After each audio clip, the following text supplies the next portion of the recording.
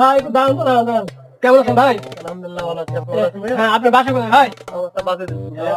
এই সামনে তাই না? হ্যাঁ। তাহলে আমার একটু মোটরসাইকেলের তেল ফুরে গেছে, তেলটা আমার সাইকেলে একটু দিলাম, খুব উপকার হইতো। আপনাকে তো আমি চিনি না ভাইয়া, তারপরেও যখন এই যে সামনে এখানে বাসা আমার ভাই, আপনি চিনতে পারছেন না?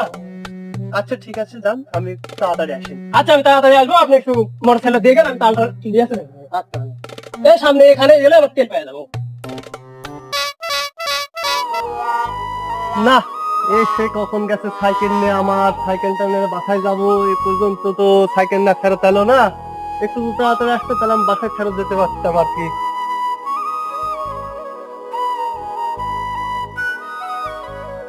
ভাই একটু সাইড দেন।